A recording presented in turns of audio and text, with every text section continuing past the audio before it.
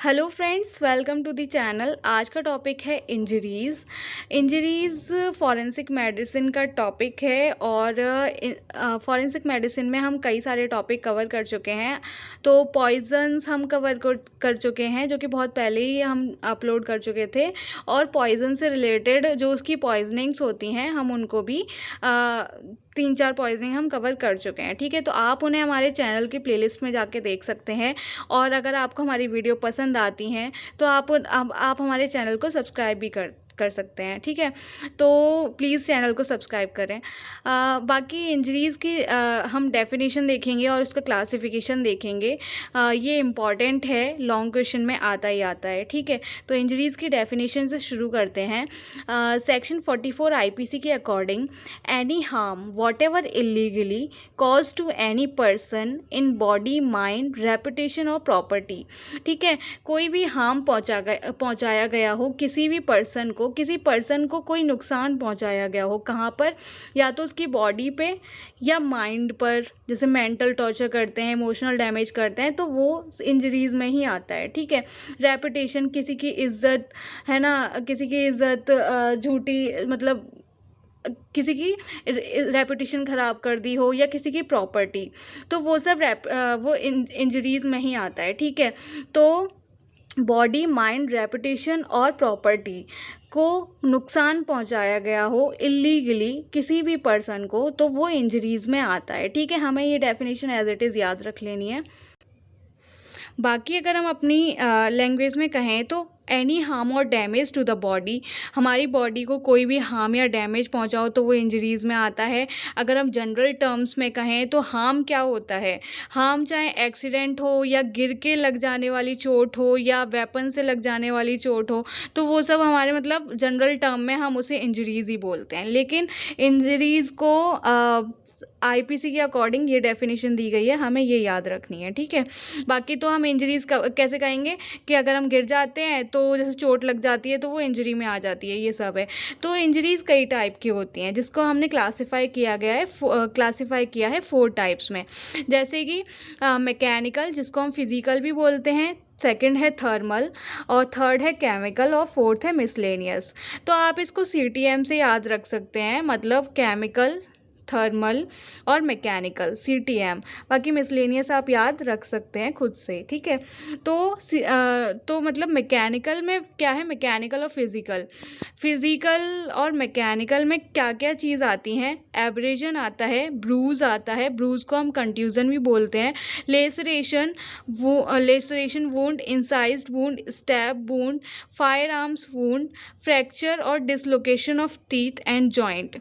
तो मैकेनिकल में क्या आता है? एब्रेजन, ब्रूज या कंट्यूजन, ठीक है, laceration wound, incise wound, stab wound, fire arms wound और फ्रैक्चर, या फिर हम कहें dislocation of tooth and joints. Mechanical injuries में ये सब आती हैं, जिसको हम अभी कवर करेंगे नेक्स्ट वीडियोज़ में। ठीक है, थर्मल इंजरीज़ में क्या आता है? थर्मल इंजरीज़ भी अपने आप में एक इम्पॉर्टेंट टॉपिक है। ठीक है, तो थर्मल में क्या आता है? थर्मल मतलब टेम्परेचर से रिलेट करता है। ठीक है, तो हीट और कोल्ड आएगी। हीट में 2 चीज़ आती हैं, जनरल इफेक्ट और लोकल इफेक्ट। कोल्ड में भी 2 चीज़ आती हैं, जनरल इफेक्ट और लोकल इफेक्ट। जनरल इफेक्ट में आएगा हीट क्रैम्प्स, हीट स्ट्रोक्स। ठीक है, लोकल इफेक्ट में आएगा बर्न्स और स्कार्ड्स। कोल्ड में देखें, कोल्ड के जनरल इफेक्ट्स में क्या है? हाइपोथर्मिया। लोकल इफेक्ट में क्या है? फ्रॉस्ट बाइट और ट्रेंच फुट। आते हैं अब केमिकल पे। केमिकल में इरिटेशन और कोरोसिव। इरिटेशन में क्या होता है? Weak acid, weak alkali, plant and animal extract. ठीक है, कोरोसिव में क्या है? Strong acid, strong alkali. Miscellaneous में है इलेक्ट्रिकल, रेडिएशन, लाइटनिंग और ब्लास्ट। तो ये है इंजरी का क्लासिफिकेशन, जिसको हमने इंजरी को 4 टाइप में क्लासिफाई किया गया है, सीटीएम से याद रखेंगे, केमिकल, थर्मल और मैकेनिकल। तो केमिकल, थर्मल और मैकेनिकल, सबसे पहले हम एम से शुरू करेंगे। ठीक है, मैकेनिकल में ये हम मतलब इनको डिटेल से पढ़ेंगे, जैसे कि एब्रेजन हुआ, bruise, contusion, laceration, incise, stab और फायर आर्म, फ्रैक्चर। ठीक है, थर्मल में हीट और कोल्ड हो गया, केमिकल में इरिटेशन और कोरोसिव हो गया, मिसलेनियस में इलेक्ट्रिकल, रेडिएशन, लाइटनिंग और ब्लास्ट। देखिए, एब्रेजन की हम वीडियो कवर कर चुके हैं, वो आपको हमारे चैनल पे मिल जाएगी, हम पहले ही कवर कर चुके हैं। तो क्योंकि हमारे चैनल पे वीडियो अपलोडेड है तो हम स्टार्ट करते हैं ब्रूज़ से। ब्रूज़ या फिर हम कहेंगे कंट्यूजन, ठीक है। तो ब्रूज़ और कंट्यूजन क्या होता है, देखिए अगर हम लोकल लैंग्वेज में, अगर यहाँ हम हिंदी में समझें तो जब नील पड़ जाता है ना, जब हम कहीं गिर जाते हैं या फिर हमारा सिर अगर गलती से मतलब वॉल में लग जाए, तो फिर हम वहाँ पे ना नीला पड़ जाता है, ठीक है, नीला पड़ जाता है तो उसी को हम ब्रूज़ कहेंगे या फिर हम उसको कहेंगे कंट्यूजन। तो अगर आपके कहीं नीला पड़ जाता है तो आप उससे आगे से नील पड़ गया है ये नहीं कहेंगे, आप उसको कंट्यूजन कहेंगे, ठीक है, ब्रूज़ कहेंगे। तो इसकी अगर हम डेफिनेशन देखें मतलब थोड़ा साइंस की लैंग्वेज में, तो हेमरेज या फिर कहें extravasation of blood in subcutaneous epithelial tissue due to rupture of blood vessels and capillaries result in blunt force injury.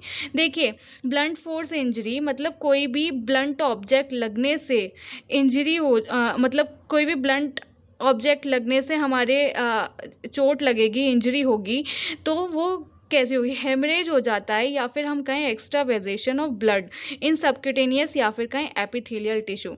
देखिए, स्किन के नीचे सबक्यूटेनियस होगी, ठीक है, तो वहाँ पे क्या होता है कि ब्लड आके एक्यूमुलेट हो जाता है, ठीक है, क्योंकि वहाँ की ना जब हमारी चोट लगती है तो ब्लड वेसल ना रप्चर हो जाती हैं।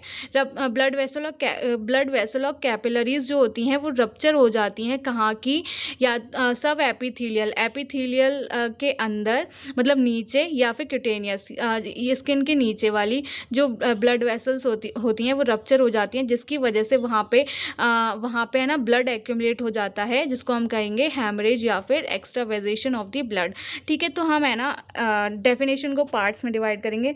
जैसे कि देखिए, हेमरेज हो जाता है, हेमरेज किसकी वजह से होता है, क्योंकि वहाँ की ब्लड वेसल रप्चर हो जाती हैं, कहाँ की हो जाती हैं, सबक्यूटेनियस मतलब स्किन के नीचे वाली जगह, और एपिथेलियल मतलब सब एपिथेलियल मतलब एपिथेलियम से नीचे वाली लेयर जो होती है, ठीक है। तो वहाँ की जो ब्लड वेसल हैं वो रप्चर हो जाएंगी, और वो किसकी वजह से होती हैं, ब्लंट फोर्स, मतलब है ना ब्लंट फोर्स, कोई भी ब्लंट ऑब्जेक्ट लगने से जो इंजरी हो जाएगी उसको हम कहेंगे ब्लंट फोर्स इंजरी।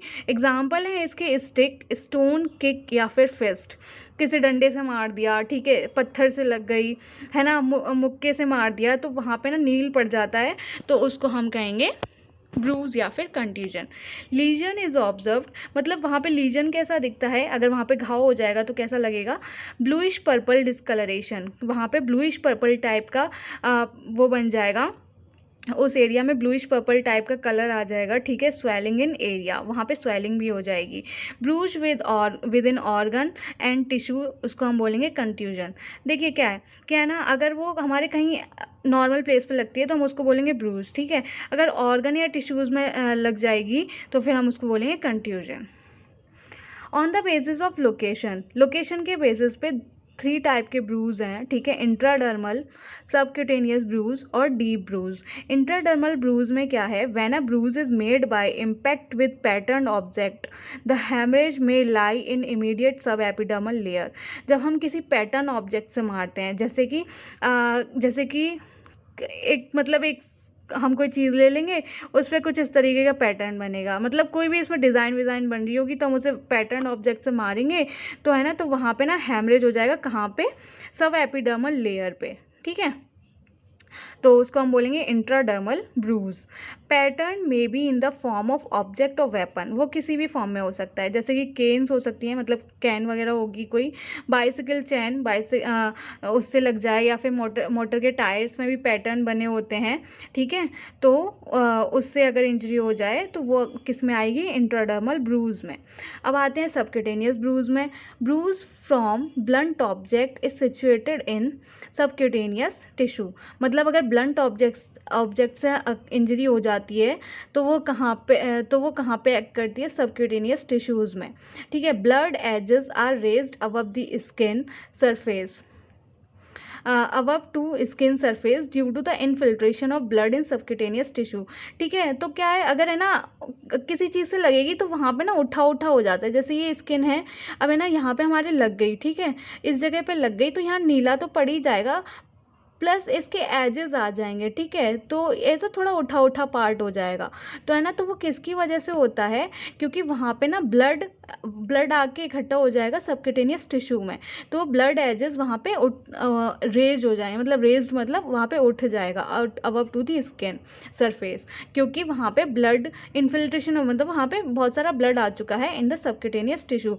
बस कंफ्यूजन का मतलब ये नहीं होता कि ब्लड पूरा बाहर, मतलब ब्लड केवल बाहर ही नहीं आ पाता, बस अंदर अंदर रह जाता है, जिसकी वजह से ब्लूइश या पर्पल डिस्कलरेशन हो जाएगा, ठीक है।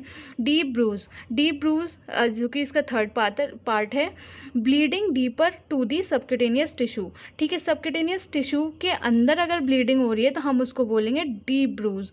ये तो है ना इंट्राडर्मल स्किन के नीचे, ठीक है, सबक्यूटेनियस मतलब इसमें डर्मल है, तो मतलब जो डर्मा लेयर होती है उसके नीचे, ठीक है, सबक्यूटेनियस स्किन के नीचे, और डीप ब्रूज मतलब डीप टिश्यूज़ में, डीप जो होगी डीप फेशिया में, वहाँ पे ब्रूज हो जाएगा, ठीक है, मतलब वहाँ पे चोट पहुँचेगी, अंदर वाले टिश्यूज़ में अगर चोट पहुँची तो हम उसको बोलेंगे deep bruise. Bleeding deeper to the subcutaneous tissue, मतलब सबक्यूटेनियस टिश्यूज़ जो हैं उसके अंदर अगर ब्लीडिंग हो रही है deep to the subcutaneous tissue, तो हम उसको बोलेंगे डीप ब्रूज। स्वेलिंग में बी सीन, वहाँ पे स्वेलिंग भी दिख सकती है, ठीक है। Changes are clearly seen when opposite limb और part of body are compared, मतलब क्या है ना, जैसे अगर हमारे एक हाथ पे चोट लगी और एक हाथ पे नहीं लगी, तो अगर हम है ना इन दोनों को कंपेयर करेंगे ना, तो हमें चेंजेस आराम से दिख जाएंगे कि हाँ इसमें स्वेलिंग है और इसमें स्वेलिंग नहीं है, इसमें मतलब रेडनेस है, या इसमें, या अगर मतलब हमें ब्लू दिखेगा तो हाँ इसमें ये चीज़, हमें चेंजेस आसानी से दिखेंगे, ठीक है, कंपेयर किया जाएगा तो। इट टेक्स 1 to 2 डेज और hours to appear at surface, जिसको हम बोलेंगे डिलेड ब्रूजिंग। मतलब क्या है ना, अगर है ना अगर डीप ब्रूज हो रहा है तो वो है ना 1 to 2 डेज का टाइम लगाएगा, ठीक है, जिसको हम जिसको हम बोलेंगे डिलेड ब्रूजिंग। नेक्स्ट हम आते हैं इंफ्रारेड फोटोग्राफी पे। तो इंफ्रारेड फोटोग्राफी क्या होती है, may demonstrate deep bruise in early stage, मतलब क्या है ना, अगर अंदरूनी कोई चोट लगी है, जैसे हम बोलते हैं कि अंदर की चोट है, ठीक है, तो वो अगर हमें मतलब लेट पता चलेगी तो हमारी बॉडी के लिए नुकसान है, ठीक है, तो है ना हम उसकी इंफ्रारेड फोटोग्राफी कराएंगे, जिससे हमें डीप ब्रूज का पता चल जाएगा जल्द ही, क्योंकि उसे सरफेस पे आने में टाइम लगता है, ठीक है, तो अगर सरफेस पे आने पे टाइम लगेगा तो हम उसको ट्रीट भी नहीं कर पाएंगे, तो इंफ्रारेड फोटोग्राफी कराएंगे, जिसकी वजह से हमें जल्दी पता चल जाएगी। Provide useful evidence for protection in court, infrared photography से हमें ये भी एविडेंस मिल जाता है, जिसे हम कोर्ट में हम अपने हक में रख सकते हैं, ठीक है, या फिर पुलिस भी इसका यूज़ कर सकती है। फैक्टर्स मॉडिफाइंग ब्रूज अपीयरेंस, देखिए अब फैक्टर्स हैं कुछ, ये हमें साइट ऑफ इंजरी बताता है, ठीक है, soft tissue like face, eyelid develop large bruise with little force. देखिए अगर है ना हम थोड़ा सा भी फोर्स लगाएंगे, हल्का से कोई चीज़ लग गई तो हमारे आईलिड पे लार्ज ब्रूज बन जाएंगे, ठीक है, फेस हुआ, मतलब जैसे जहाँ जहाँ सॉफ्ट टिश्यू होगा ना वहाँ पे कम फोर्स से भी बड़े ब्रूज बन जाएंगे, बड़ी चोट लग सकती है, ठीक है। स्कैल्प पे हम फील कर सकते हैं, जैसे हमारे सिर में कहीं चोट लग जाती है तो वहाँ पे उठा हो जाता है, ठीक है, तो हम स्कैल्प पे उसे ईजिली फील कर सकते हैं। बॉक्सर और एथलीट्स में ना कम ब्रूजिंग होती है, उनके हमें कम दिखता है, ठीक है, कम नीला पड़ता है, उनके कम ब्रूजिंग होती है। वेस्कुलरिटी ऑफ द पार्ट, देखिए जहाँ पे फैट होगा ना, फैट मतलब जैसे बहुत सारी चीज़ें हैं जो कि फैट रिच हैं, तो है ना, तो वहाँ पे ब्रूज जल्दी होगा, वहाँ पे चोट का निशान जल्दी दिखेगा, नीला हमें पड़ता हुआ जल्दी दिखेगा। अब एज ले लेते हैं, चिल्ड्रन एंड ओल्ड एज में ब्रूज जल्दी हो जाएगा। Soft tissue of skin bruise appear early than severe changes, मतलब क्या है कि सीवियस चेंजेस बाद में होंगे, लेकिन है ना जो स्किन के सॉफ्ट टिश्यूज़ हैं, ठीक है, मतलब जो हमारी बॉडी में सॉफ्ट टिश्यूज़ मिलते हैं वहाँ पे हमें जल्दी ब्रूज दिखेगा। सेक्स में देखें तो वीमेंस जो होती हैं उसमें हमें जल्दी दिखता है, मतलब अर्ली मेन से तो हमें जल्दी दिखेगा, क्योंकि है ना वुमेन्स बहुत डेलिकेट होती हैं और उनमें फ़ैट की क्वांटिटी ज़्यादा होती है, ठीक है, उनमें एडिपोज टिश्यूज ज़्यादा मिलते हैं। Colour of skin, fair skin पे हमें ब्रूज जो है वो क्लियरली दिखेगा, ठीक है, डार्क स्किन पे हमें कम दिखेगा। नेचुरल डिसीजेज़, मतलब नेचुरल वो अपने अकॉर्डिंग वेरी करता है, ठीक है, अगर है ना कोई डिसीज़ हो रही होगी तो वो ब्रूज उसके अकॉर्डिंग वेरी करता है। एज ऑफ ब्रूज अगर हम देखें तो ब्राइट रेड, मतलब क्या है कि है ना वो कितने टाइम तक रहेगा, तो ब्राइट रेड अपीयरेंस, अगर वो फ्रेश होगी इंजरी तो है ना तो वो ब्राइट रेड दिखेगा। रेडिश स्कैब जो होगा वो 12 to 24 आवर तक दिखेगा। रेडिश ब्राउन स्कैब दिखेगा 2 to 3 डेज़ के अंदर, मतलब वो ब्राउन कलर का पड़ता जाएगा। डार्क ब्राउन होगा वो 4 to 5 डेज़ में। ब्राउनिश स्कैब होगा वो 5 to 7 डेज़ तक चलेगा, ठीक है, मतलब वो 5 to 7 डेज़ में किस टाइप का हो जाएगा, ब्राउनिश बिल्कुल। 7 to 10 डेज़ में ना वो स्कैब जो है वो मतलब फॉल ऑफ, वो है ना हट जाएगा वहाँ से। नेक्स्ट है कलर चेंजेस इन ब्रूज। जब ब्रूज हो जाता है तो वहाँ पे कलर चेंज कैसे होता है, ठीक है, ये किस वजह से होता है, मतलब अगर ये मैकेनिज्म या फिर आप पैथोजेनेसिस कुछ भी समझें, ठीक है, it is due to the disintegration of RBC by breakdown of RBC into the pigment. देखिए आरबीसी का, जैसे कहीं चोट लग जाएगी तो वहाँ पे आरबीसी होगी, आरबीसी का डिसइंटीग्रेशन होगा, मतलब वो टूट जाएगी, ब्रेकडाउन हो जाएगा, और आरबीसी पिगमेंट में टूटने लगेगी। पिगमेंट कौन कौन से होते हैं, हीमोसिड्रिन, हेमेटोइडिन और bilirubin. Haemosiderin is a iron containing pigment, dark blue and brown in colour, ठीक है, जो हीमोसिड्रिन होती है वो आयरन कंटेनिंग पिगमेंट होती है, ठीक है, और वो किस कलर का होता है, डार्क ब्लू और ब्राउन इन कलर। हेमेटोइडिन क्या होती है, आयरन फ्री पिगमेंट होती है जो कि ग्रीन इन कलर। अब बिलिरुबिन किस तरीके की होती है, येलो इन कलर, ठीक है। तो क्या है कि वो जो आरबीसी होती है वो पिगमेंट में टूटने लग जाती है, जिसकी वजह से हमें वेरियस कलर दिखते हैं, ठीक है।